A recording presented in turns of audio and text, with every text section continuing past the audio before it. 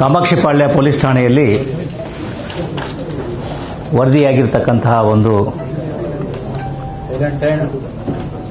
ಕೊಲೆ ಪ್ರಕರಣದ ಹಿನ್ನೆಲೆಯಲ್ಲಿ ಕನ್ನಡ ಚಲನಚಿತ್ರರಂಗದ ಓರ್ವ ನಟರನ್ನ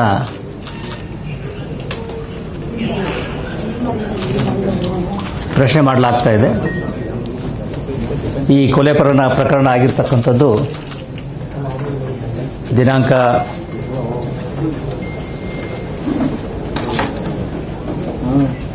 9ರಂದು ಅಂದರೆ ಭಾನುವಾರದಂದು ಸಿಕ್ಕಂತಹ ಒಂದು ಅಪರಿಚಿತ ಗಂಡಸಿನ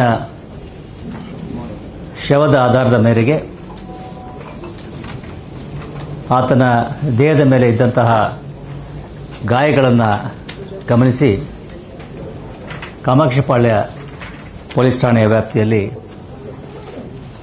ಕೊಲೆ ಪ್ರಕರಣವನ್ನು ಭಾನುವಾರದ ದಿವಸವೇ ಸಿಸಿಟಿವಿ ಮತ್ತು ಇತರ ತಾಂತ್ರಿಕ ಸಾಕ್ಷಿಗಳ ಆಧಾರದ ಮೇಲೆ ಈ ಕೊಲೆಯಾದ ವ್ಯಕ್ತಿಯ ಗುರುತು ಪರಿಚಯ ಗೊತ್ತಾಗಿದ್ದು, ಆತ ಚಿತ್ರದುರ್ಗ ನಗರದ ರೇಣುಕಾಸ್ವಾಮಿ ಅಂತೇಳಿ ಈಗಾಗಲೇ ಗೊತ್ತಾಗಿದೆ.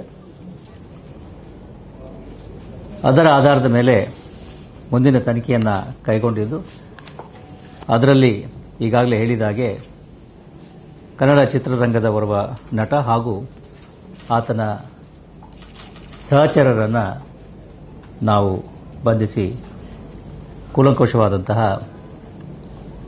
ಪ್ರಶ್ನೆಗಳನ್ನು ಮತ್ತು ತನಿಖೆಯನ್ನು ಕೈಗೊಳ್ತಾ ಇದ್ದೀವಿ. ತನಿಖೆಯ ಪ್ರಕ್ರಿಯೆಗಳು ನಡೀತಾ ಇರೋದ್ರಿಂದ ಹೆಚ್ಚಿನ ಮಾಹಿತಿಗಳನ್ನು ಈ ಹಂತದಲ್ಲಿ ನಾವು ಕೊಡೋದು ಕಷ್ಟ ಆಗ್ತದೆ. ನಂತರದ ಸಮಯದಲ್ಲಿ ತಮಗೆ ಪೂರಕ ಮಾಹಿತಿಗಳನ್ನು ಕೊಡಲಾಗ್ತದೆ.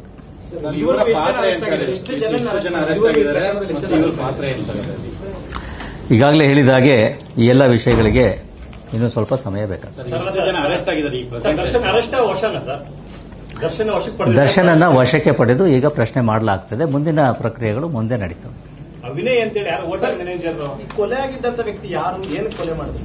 ಕೊಲೆಯಾಗಿರ್ತಕ್ಕಂತಹ ವ್ಯಕ್ತಿ ರೇಣುಕಸ್ವಾಮಿ ಅಂತ ಹೇಳಿ 33 ವರ್ಷ ವಯಸ್ಸಿನವನು, ಚಿತ್ರದುರ್ಗದವನಾಗಿದ್ದು, ಈತ ಈ ಚಿತ್ರನಟನ ಪತ್ನಿಗೆ ಕೆಲವೊಂದು ಡೆರೋಗೇಟರಿ ಮೆಸೇಜಸ್ ಅನ್ನು ಕಳಿಸಿದ್ದೆ ಅನ್ನೋದರ ಆಧಾರದ ಮೇಲೆ ಈ ಒಂದು ಘಟನೆ ನಡೆದಿದೆ ಅಂತಕ್ಕಂಥದ್ದು ಪ್ರಾಥಮಿಕ ವಿಚಾರಣೆಯಲ್ಲಿ ಗೊತ್ತಾಗಿದೆ. ಹೆಚ್ಚಿನ ವಿವರಗಳನ್ನು ನಾವು ಈ ಸಂದರ್ಭದಲ್ಲಿ ಕೊಡಲಿಕ್ಕೆ ಆಗುತ್ತೆ.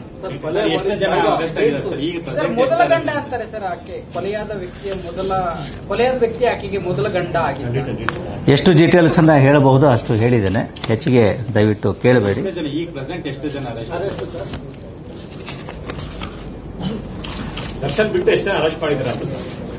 ಕೆಲವು ವ್ಯಕ್ತಿಗಳನ್ನು ವಶಕ್ಕೆ ತೆಗೆದುಕೊಳ್ಳಲಾಗಿದೆ. ವಿಚಾರಣೆ ನಡೀತಾ ಇದೆ.